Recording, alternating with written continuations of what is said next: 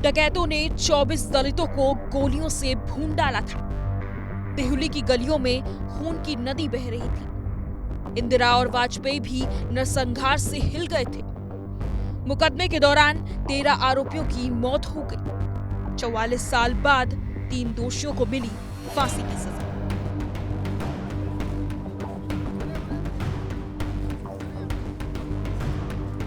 जी हाँ, 44 साल, पूरे 44 साल गुजर गए, तब जाकर इंसाफ की घड़ी आई। ये जो 3 उम्र दराज लोगों को पुलिस के शिकंजे में हथकड़ियों से जकड़ा हुआ देख रहे हैं आप, अदालत ने इन्हें फांसी की सजा सुनाई है। मैनपुरी कोर्ट के विशेष न्यायाधीश ने अपने फैसले में लिखा है, इन्हें तब तक फंदे से लटकाया जाए जब तक इनकी मौत न हो जाए।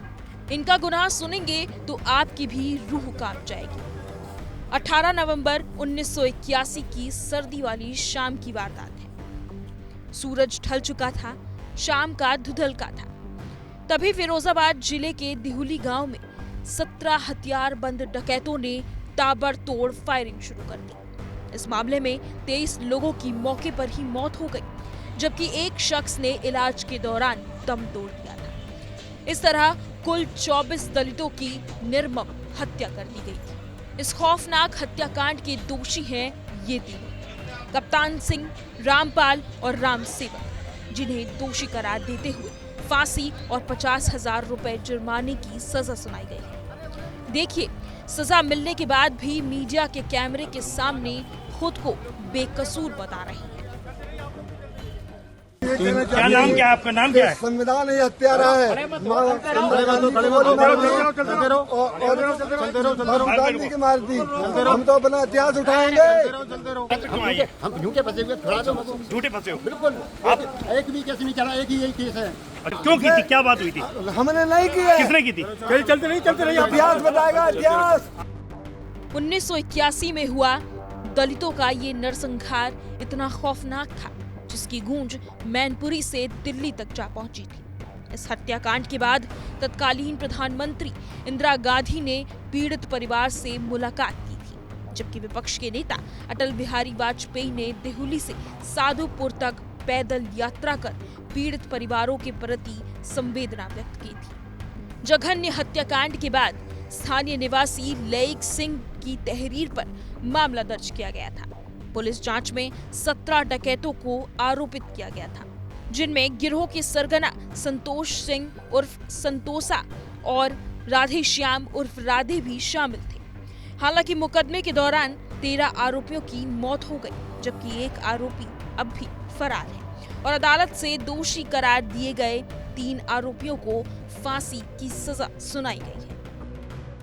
इसमें 24 दलितों की हत्या हुई थी, क्योंकि ये स्टोरी में आया था कि रामपाल, राधे और संतोष के गैंग के कुछ लोग पुलिस ने पकड़े थे।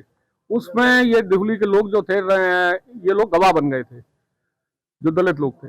उसी के पीछे खुन्नस खाते हुए इनकी हत्या करी गई। 44 साल बाद ये फैसला आया है, एक पीढ़ी के बाद में इतनी देरी हुई फैसले में। इसमें पहले सन 83 में पत्रावली यहाँ थी, फिर 84 में यहाँ से हाईकोर्ट के आदेश से लोअर कोर्ट इलाहाबाद के लिए भेज दी गई थी।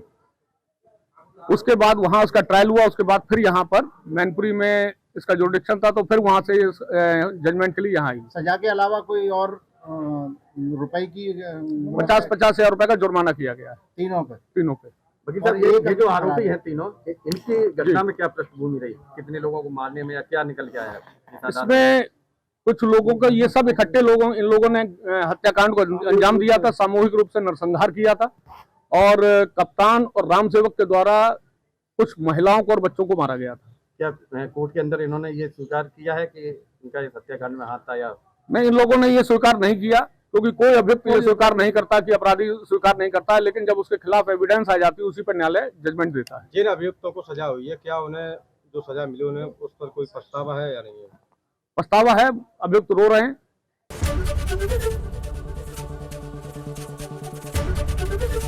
एबीपी गंगा, खबर आपकी, जुबान आपकी।